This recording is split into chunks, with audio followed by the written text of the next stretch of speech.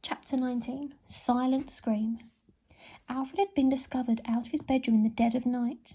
He'd seen things he should never have seen. Goodness knows what the Lord Protector would do to him now. Have him sent to the Tower of London? Or worse? Alfred had to escape, and fast. "Goodbye," chirped the boy as he dashed off down the corridor as fast as his little legs could carry him. The all-seeing eye pursued him at speed. As Alfred turned a corner, he tripped over the octopus, which was trundling along the floor. Clunk! Oof! The robot had been carrying a silver tray in one of its 3 remaining arms.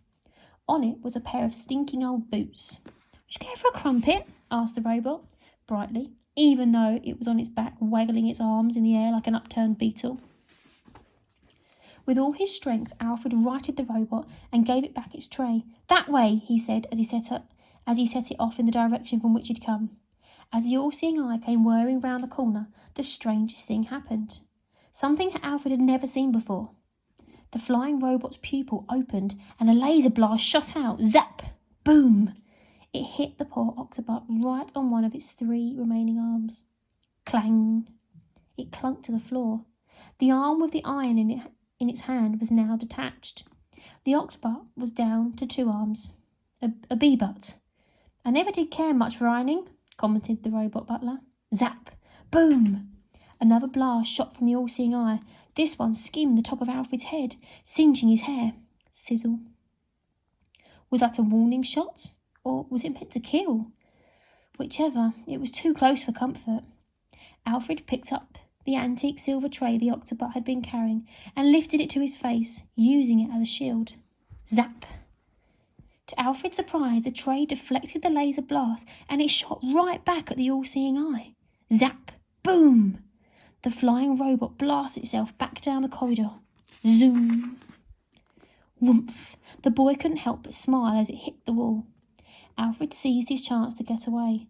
With the tray still in his hand, he hurried further down the corridor. At the end, a long spiral staircase led down to the servants' quarters. He leapt onto the tray and, using it as a skateboard, he sped down the stone steps. Clunk, clunk, clunk. This was fun. Alfred looked over his shoulder. No! The all-seeing eye was following close behind him. Zap! Boom! Another laser shot. Clunk, clunk, clunk. Zap! Boom! And another. Clunk, clunk, clunk. This time, Alfred couldn't use the tray as a shield as he was standing on it. What's more, he was going way too fast to stop. Zap! Boom! Clunk, clunk, clunk. Alfred threw his weight to one side, deliberately swerving the tray into the wall. Smash! It scraped along the plasterwork, sending a cloud of dust and debris into the air as the boy continued his descent. Whoomph! Clunk, clunk, clunk. The all-seeing eye raced straight into the cloud of dust. Losing sight of where it was headed, it bashed into the wall. Donk! It must have short-circuited. The life went out of it. And it began bouncing down the steps like a mighty bowling ball. Boink, boink, boink. Alfred looked over his shoulder again. Clunk, clunk, clunk. The ball was bounding straight towards him. Boink, boink, boink. Clunk, clunk, clunk. As he reached the bottom step, he leapt off the tray and rolled to the side. Boink. The all-seeing eye bounced down onto the tray, sending it flying. Boom! Clatter! The robot came to a stop further down the passage. Alfred looked up from the floor. The thing was fizzling back to life. Fizzle. Exhausted, the boy clambered to his feet. With his mother in the Tower of London, Alfred had only one ally in the palace. Nanny. She was the only one who could help him right now. Ahead of him was a little hatch in the wall, just big enough for a boy, but too small for a giant eye. It was a laundry chute, where all the sheets could slide down to the laundry room. As the all-seeing eye rose off the ground, its deadly pupil swivelling round in this direction, Alfred had no choice. He ran for the laundry chute and threw himself in. Whiz!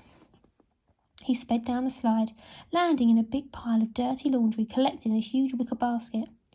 Alfred looked up from his comfy, or if slightly smelly, bed. There were rows and rows of sinks and washing machines. This was the laundry room, all right. Knowing the all-seeing eye would still be looking for him, he leapt up from the pile of sheets and raced across the door.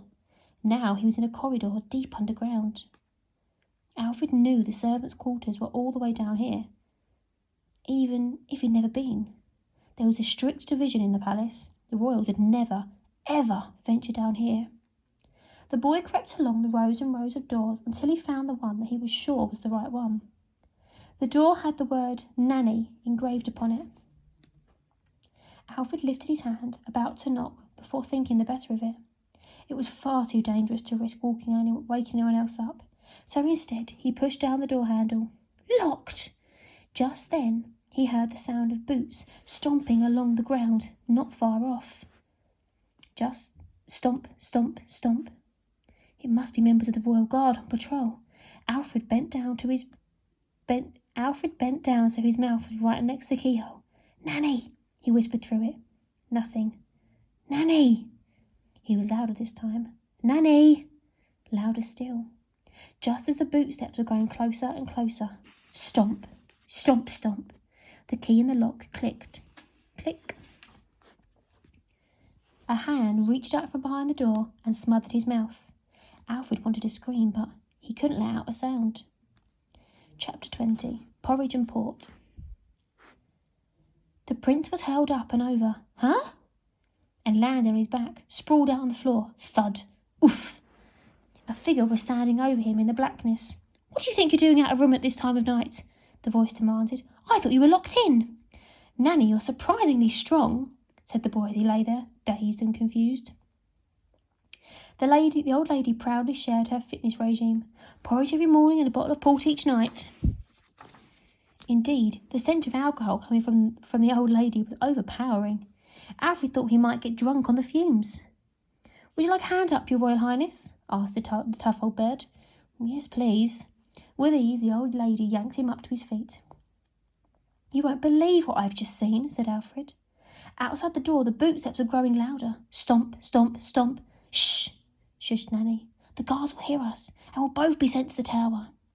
The pair waited until the sounds of boot steps rose, then fell, disappearing off down the corridor. Now you and I need to have a talk, young man. Nanny's tone was the one grown-ups use just before they tell you off. Let me tell you something first, pleaded Alfred. It is super important. No, sit down, young man. Let me tell you something. All right, I'll sit down. But where? The problem was it was pitch black in Nanny's bedroom. Sit on my bed, said the old lady. Alfred shuffled around the room with his arms out, attempting to feel his way to it. No, that's not the bed, that's the chest of drawers, hissed Nanny. That's the coffee table, and what you're sitting on right now is me. Oh, sorry, Nanny. Eventually, the boy found the bed, and Nanny began her whispered tirade. You're going to get yourself killed. Prince or no prince, sneaking around the palace at night is dangerous. Have you finished? Asked Alfred. Have you finished me? She hissed. Nanny, please, you have to listen. I have to tell you something that you're not going to believe. I can believe a lot, mused the old lady. Trust me, you are not going to believe this. Well, get on with it then. I am getting on with it. Go on then. If you stop speaking, then I can. I won't say another word, replied Nanny. Alfred took a breath and then began. There is a beast in Buckingham Palace. There was a pause before Nanny asked, incredulous. A what? A beast, a real-life griffin, just like on the flags of and armbands. A real-life one?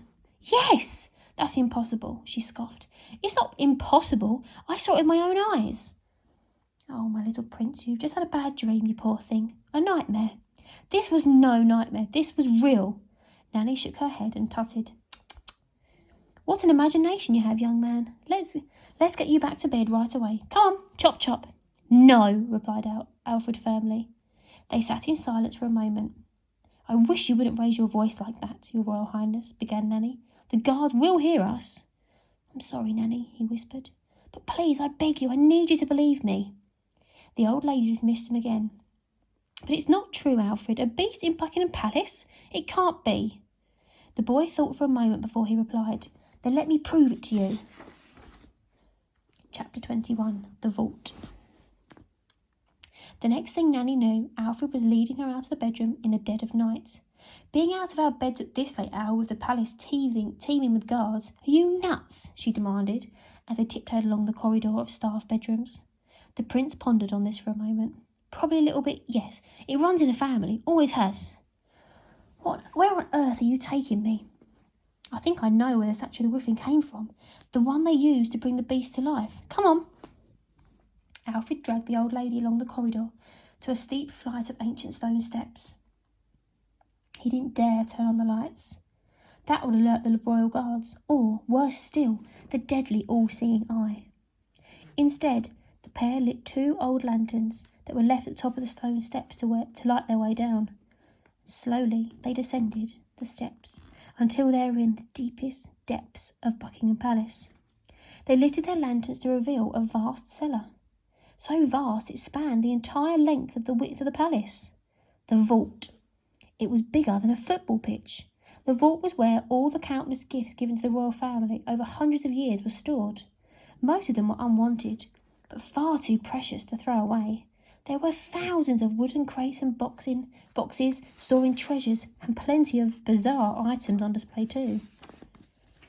An African tribal mask, a harp plucked itself, a stuffed polar bear from the Arctic in mid-roar, a samurai suit of armour complete with sword, a model of an ancient warship, a dozen ornate jewelled Fabergé eggs from Russia, a giant marble throne from ancient Rome, a 500-piece gold tea set, a death mask for an ancient Egyptian pharaoh, a bronze bust of some dictator or other who had gone by the name of Trump.